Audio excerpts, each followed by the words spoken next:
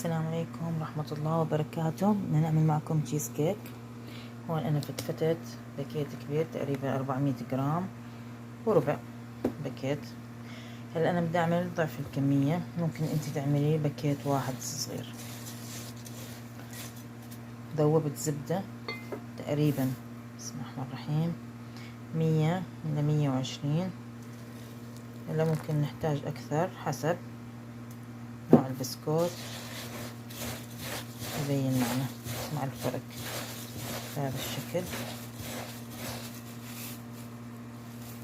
تيجي تمسكيه إذا مسك يكون أوكي.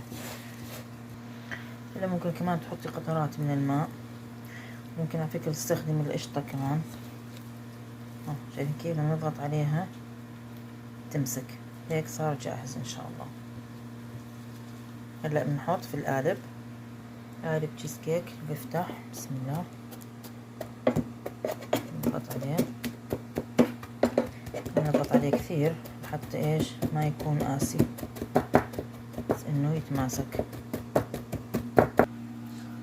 هلا هون 200 جرام من جبنة كريمية اي نوع متوفر عندك.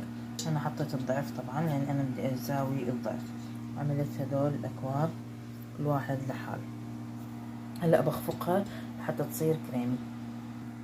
هلا بعد ما صارت كريمي بهذا الشكل حطيت طبعا ذكرنا 200 جرام من الجبنة الكريمي، حطيت علبة قشطة وباكيت كريمة باودر. هلا بنخلطهم مع بعض. بعد هيك بنضيف معلقة جيلاتين مذوبة، وطبعا كمان علبة حليب المكثف المحلى، يعني تقريبا ربع العلبة او اكتر شوي حسب الذوق. هون ذوبنا معلقة كبيرة من الجيلاتين بالمي العادية. هلا بس تتشرب تتفتح بنحطها بالميكرويف شوي او حمام مائي لتذوب، ونحطها على الخليط ان شاء الله. يعني كيف صار. هلا بنحطه بالميكرويف لنذوبه. هلا لما تأكدنا انه ذاب بسم الله الرحمن الرحيم، شايفين كيف شفافيته، نضيفه على الخليط. حطينا زهو البسكوت بهذا الشكل. طبعا حابة تحط التبن البلوبري بينه او بتخلطيه برضو بصير، تتحكمي في النكهات. كانك تحط عدة نكهات بتشكلي فيه زي ما بدك. هذا ذاك حطيناه في الثلاجة عند التقديم، بس يجمد بنحط من التوبنك او اي نوع توبنك انت حابة تضيفيه. هلا هون حابة اعمل في الاكواب عدة نكهات، ممكن بيستاشيو، نوتيلا، اوريو، هي هون جوز الهند كمان، لوتس متوفر عندك. انا اليوم متوفر عندي هدول. راح ابلش احط من كوكونات، حبيت اضيف كمان جوز هند معهم هذا الشكل. هلا بنوزعه على البسكوت.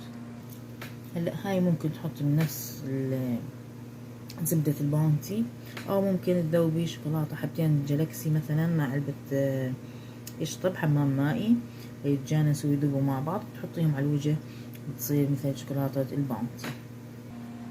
هاي حطينا زبدة السوق الحلبي نخلطهم مع بعض. يعني كيف صار. هلا بنوزعه على البسكوت. طبعا التوبينج برضو من زبدة الفستق الحلبي. وهي حطينا عليها نوتيلا لنحركها. هلا زي ما ذكرنا إذا عندك لوتس كمان كثير طيب. نقص عندي الخليط فرديت عملت كمان خليط وضفت له الكراميل سيرب، طلع جدا رهيب. طبعا ممكن تضيفي بداله كريم كراميل، بودرة الكريم كراميل، ممكن الكراميل الجاهز او انت تعمليه زي رغبتك. انا متوفر عندي الصوص السيرب وبطلع جدا جدا رائع.